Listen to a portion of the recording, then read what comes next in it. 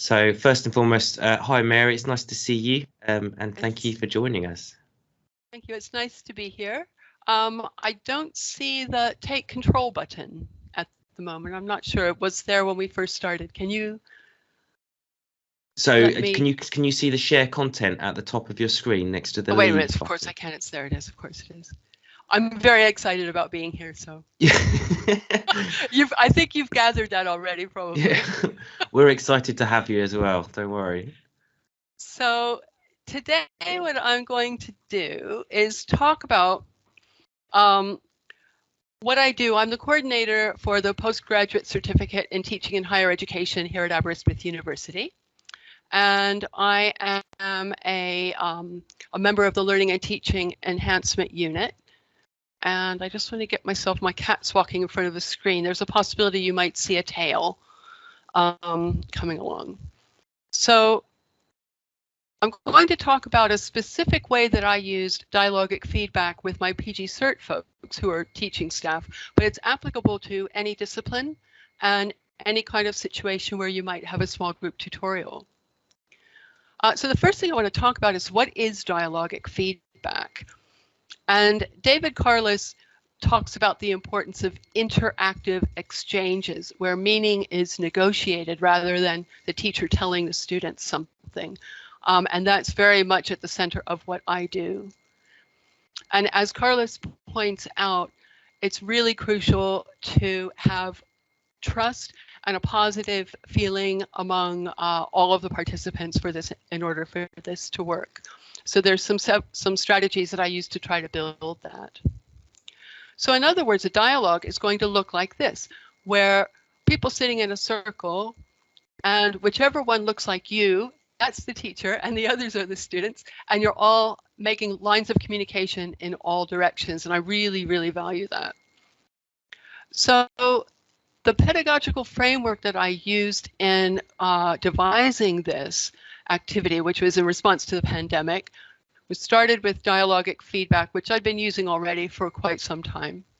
But I added in a new element, which is vicarious learning. And if you are familiar with Micheline Chi, this is about students observing a coaching session that other students are receiving. So they learn from watching other students learn, and they learn from observing the dialogue as well as having the dialogue. So I also incorporate some things from reflective practice. And this is something that I learned quite some years ago from MIT OpenCourseware reflective practice module. And this technique of the chain of whys is a particular way of asking students questions that get them to think deeper and deeper and deeper. And then that works together with active listening. So Carl Rogers, I'm sure you are all quite familiar with this. The kind of technique you would use with active listening is to say, stop the person who's speaking for just a moment and say, let me reflect back to you what I think I'm hearing you say. Have I got it right? And then you can negotiate that meaning. So these all fit together really nicely. But observing the other person and paying attention to the other person is really key. And then the final one here is strength-based feedback. So to build that trust, your students need to be comfortable and confident that they can join and they can be straightforward with you about what they're doing and not worry that they're going to be criticized or have mistakes pointed out or something like that. So strength-based feedback is more about noticing what is working well, what they've got going in the right direction, and then supporting them to take it further and further and build on that base. So you're still providing support, but you're not doing it by through a negative form of criticism. I think that's really important. Again, that helps to build that trust and that comfort zone. So in my modules, in the second module of our study scheme, and again, my students are academic staff, but this will work with undergraduates or postgraduate taught as well. So my students run action research projects based on their teaching, same as any project your students might do. And they need to evaluate the effectiveness of their intervention and find data, collect some data that will help them to answer a research question. And they come up with some really great interventions. I am always impressed by their creativity and their deep thought, and also their caring about their students. I really have to say that. on occasion, the research question, the evaluation questions can be tricky. So what we did before the pandemic, I would have them invite anybody who wanted a consultation, a coaching session to come to my office. We'll have a one-to-one. I will use that dialogic method, ask questions, respond to them, try to avoid any kind of lecturing type of mode because it's not about that, and help them to devise, develop their project according to what they wanted to achieve with the project. So for evaluation questions, you can't really do a generic approach. Everybody has to ask the right evaluation questions for what they want to find out from their project. And that works really well, but not all students request the consultations. So if they don't, sometimes they make just on their own a fantastic project. But the biggest stumbling block is the evaluation questions, is what I found. And if they haven't asked the right questions, they don't have the right data to answer their research question, and they come back and say, oh, I wish I had asked the question a little bit differently. So I thought, how can I help them to do this earlier in the project process? So once we went to the pandemic, we've all faced this move to online teaching and scrambling around trying to work out what can we do. So I decided to do make use of vicarious learning so that students could observe the coaching conversations with other students and do this online. So what is different? We use Teams. It's online, not in person. Everyone is invited, whether they requested a consultation or not. So they don't need to come forward and say, oh, I'd like to have some help on my project. They're invited.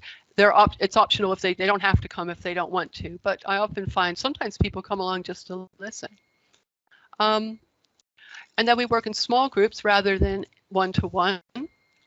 The students can share their screens, and that makes it a lot easier for everybody to see those sample questions or that project plan, whatever it is. Everybody can see that really clearly. That turned out to be easier than working with paper.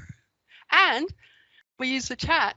So I would put rich feedback in the chat, and everybody's got that typed up.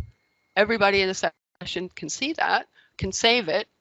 And what I did previously, I would make scribbly notes on paper, and then when I have a moment, type it up and send an email.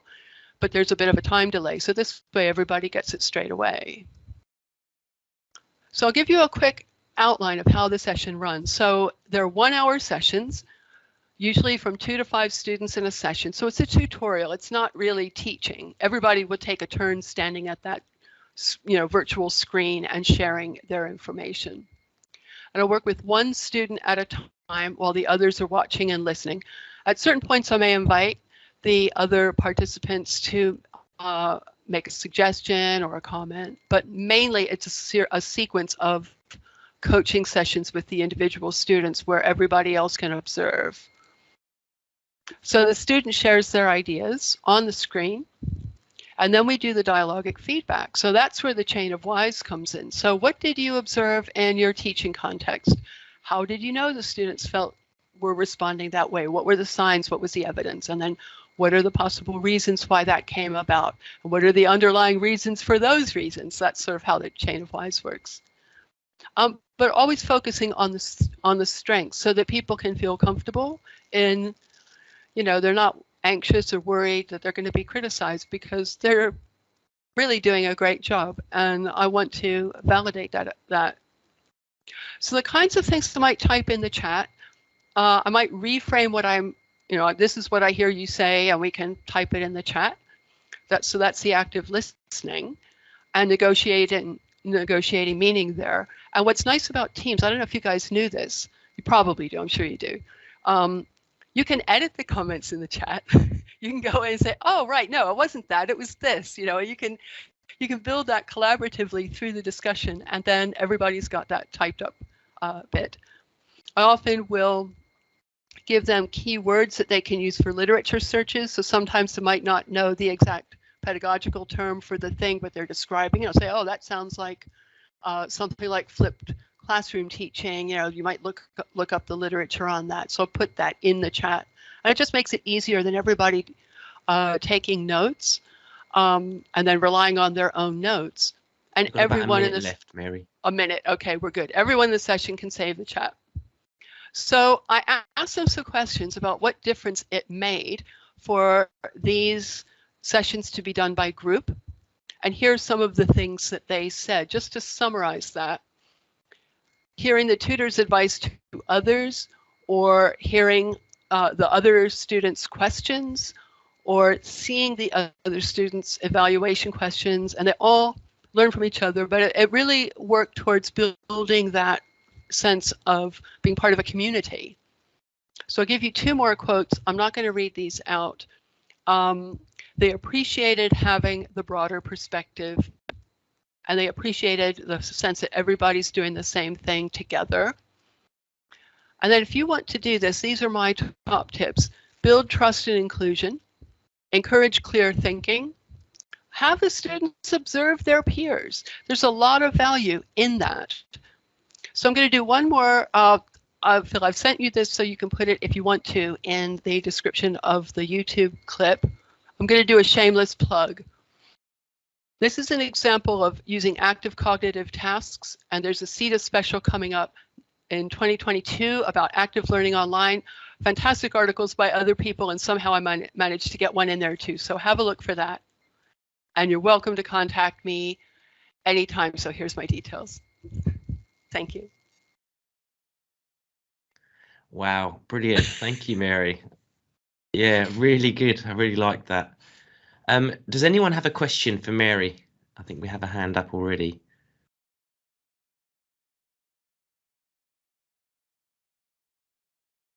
Nick, are you able to give, I think it's Chris.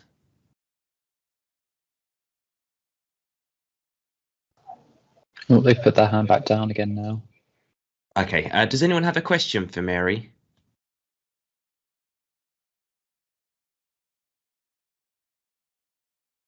There might be somebody in the group who has a comment. I think they were in the chat. Just have a quick look. Mary, would you just be able to quickly put your... Oh, Robert Stewart's got his hand up.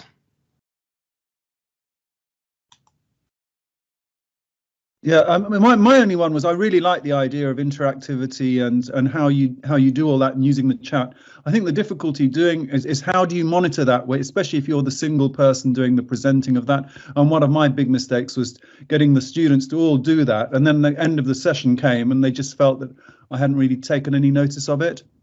Right. So I think that so they've got to feel valued as well if you're going to ask them to contribute. Thank Absolutely. So in this particular thing, it's mainly a very small group conversation. So that's not too much of an issue. And if I see something in the chat, I will reflect it back verbally so that it's woven back into the discussion. If you've got a large group, sometimes things can go awry when you've got like somebody on the back channel and they get involved in some big tangential conversation in the chat while you're trying to do something else in the conversation. So that can be a challenge. But with 2 to 5 people, that's not usually an issue. Yeah. Thank you. We do have another one as well. I think we've only got time for one more question, and this is from Martina in the chat. And Martina asks, how do you deal with student resistance to your concept? You mean the thing that I'm trying to communicate to them rather than the method? That's always a delicate one. I think that's where that trust and that strength-based feedback and the active listening really helps. So you can say, well, I can understand where you're coming from because it sounds like this is the thing you're concerned about. And then you kind of gradually lead them into a direction so that they can see that, you know, there's this other idea and that might also have value for them. Yeah, I mean, how do other people do that with any kind of teaching? You know, I'm happy to hear what other people have to say. Yeah, it would be really interesting to have other people's thoughts actually in the chat as well. We are going to have to stop there, but Mary, we do have a few other questions in the chat. There's a great one from Sally as well. If you could take a look, that would be fantastic. Thank you. Yeah.